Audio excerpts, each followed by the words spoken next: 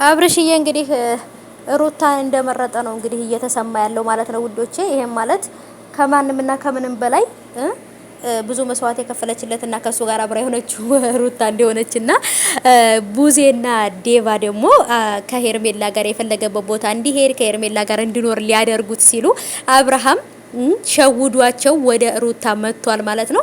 ቡዜ ራሱ አብርሃም ሩታን አቅፏት እቅፍ አድርጓት በቃ ፍቅሩን እየገለጸ ባየችው ሰዓት ላይ ማመን አልቻለችም። ምክንያቱም ከሩታ አለያይታ ከሄርሜላ ጋር አብራ ልታኖረው ሌላ አገር ልትወስደው ባሰበችበት ሰዓት ነበረ።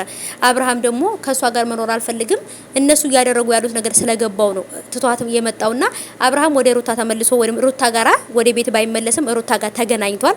የተገናኘበት ምክንያት እንግዲህ እነሱ ቤተሰብ ጋር ሊሄድ ነው ብለው ሸውደው ወደ ሌላ አገር ሊልኩት በነበረ ሰዓት ነው እንግዲህ ይሄ ነገር የተፈጠረው። ሰላም ሰላም የኔ ውዶቼ የኔ ወርቆች እንዴት ናችሁልኝ? ሰላማችሁ ብዝት ትርፍ ይበልልኝ። እንዴት ናችሁ አላችሁልኝ? የውዶቼ የኔ ወርዶቼ የኔ ወርቆች አማን ናችሁ ወይ? እንዴት ናችሁልኝ? ሁሉ ሰላም ባላችሁበት ሰላማችሁ ይብዛልኝ። የኔ ውዶች ፈጣሪ ከመጥፎ ነገር ይጠብቃችሁ። የኔ ውዶች ወጥቶ ከመቅረት አላህ ይጠብቀን። እና ውዶቼ እንግዲህ ዛሬ ትንሽ ፊት የጠውልግ ብሏል። ትንሽ በቃ ባለፈውም ትኩሳት አሞኝ ነበረ። አሁንም ደግሞ የሆነ እንደ ጉንፋን ነገር እያደረገብኝ ነው ጋይሶች። ምንድነው ይሄ ሙቀት ደግሞ እኔ የሆነ በቃ በሽታ ነው እየሰበሰበብኝ ያለው ማለት ነው።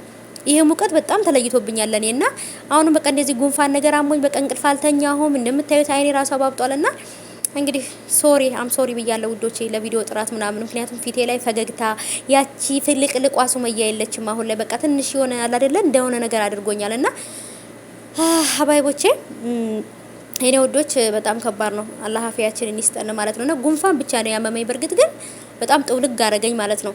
እና ወዶቼ አብርሃም ወደ ሩታ ጋር ተመልሶ ተገናኝቷል። ሩታ ጋር የተገናኘበት ምክንያት እንግዲህ እሱ ወደ ቡታጀራ ቤተሰብ ጋር ሊሄድ ነው በተባለበት ሰዓት ላይ ያ ሁሉ ነገር ውሸት እንደሆነና ከሄርሜላ ጋር ሊሄድ እንደነበር ግን ደግሞ እኔ አንቺ ጋር መሆን የምፈልገው ብሎ እንግዲህ ኤፍሬም ወደ ሩታ ይዞት መጥቶ ከሩታ ጋር ተገናኝተው ቪዲዮ ሰርተዋልና በነገራችን ላይ ማለት ነው ቡዜ ይሄንን ነገር ባየች ሰዓት በጣም ነው የደነገጠችው። ለምን ከሁሉም በላይ እሷ ውሸታም እንደሆነች አጭበርባሪ እንደሆነችና ከሁሉም በላይ እንድትገለል ስለሆነች ማለት ነው። አሁን ላይ ከዚህ በኋላ ሩታም ጋር አብርሃምም ጋር እምነት ልታገኝ አትችልም።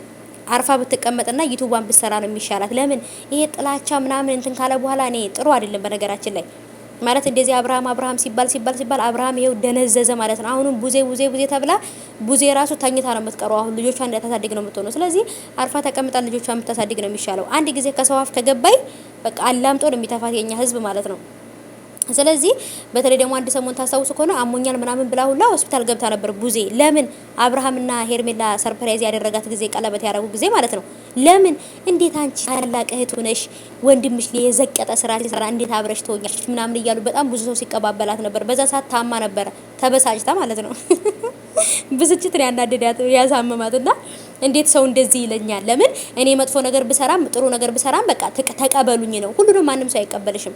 ስለዚህ አሁንም ቢሆን አብርሃም ከሩታ ጋር እንጂ የሚኖረው ከሄርሜላ ጋር አይደለም። ስለዚህ ቡዜ አርፈሽ ተቀምጠሽ የራስሽን ህይወት ኑሪ። አብርሃም የመረጣትን ሴት አንቺም ወደሽ አብረሽ ተቀመጭ በቃ። ለምን ኑሮውን የሚኖረው አብርሃም ነው፣ አንቺ አይደለሽም። ጉድጓድ አትቆፍሪ ለወንድምሽ ማለት ነው። ምክንያቱም ለወንድሟ ይሄን ያህል ጉድጓድ የምትቆፍረው ጠላቷ ነው እንደ ወንድሟ። አብርሃምና ሩታና አብርሃም አንድ ላይ ቢኖሩ ከቡዜ ላይ ምንም የሚቀነስባት ነገር አለ? ሉሌን የመሰለ ኬክ የመሰለ ልጅ ሰጥተዋለች አይደል እንዴ? ስለዚህ ሚስቱ ናት፣ ምንም ልታደርገው አትችልም። ግን እዚች ጋር መተታም የሆነች ከሄርሜላ ጋር ራሱ እንዲኖር እየፈለጉለት አይደል እንዴ? አሁን በእነሱ ቤት አሁን በቃ ሄርሜላ ስማርት ናት፣ ሩታ ደግሞ በቃ ማታስተውል በቃ የሆነች አይደል መጥፎ ሴት ናት ለነሱ ማለት ነው። እኔ እኮ ግራ ይገባኝ ምንድነው ታውቃላችሁ? መጥፎውንና ጥሩን ነገር እንዳናይ የጋረደብን ነገር ምንድነው ነው እኮ አሁን እኔ ጥያቄ። በቃ የጋረደብን ምንድነው? እርግጠኛ ነኝ ይሄ የዳቢሎስ ስራ ነው፣ የሰይጣን ስራ ነው እንጂ ሌላ ነገር የሆነ ትክክለኛ ሰው እንዴት ከልጁ እናት በላይ ውሽማው አሁን የመጣች ፍቅረኛው ለሱ ታስብለታለች ሰው ብሎ ያስባል አይደለ? ትክክለኛ ሰው እንደዚህ አያስብም። ብቻ ግን ለማንኛውም አብርሃም ሩታን ተመልሶ መጥቶ ማግኘቱ ኤፍሬምም ደግሞ ተባብሮታል። እነ ፈረንጁ እነ ኤፍሬም እነ ደስታ ብዙ ነገር አግዘዋል ማለት ነው። ለምን እውነቱ እንዲወጣ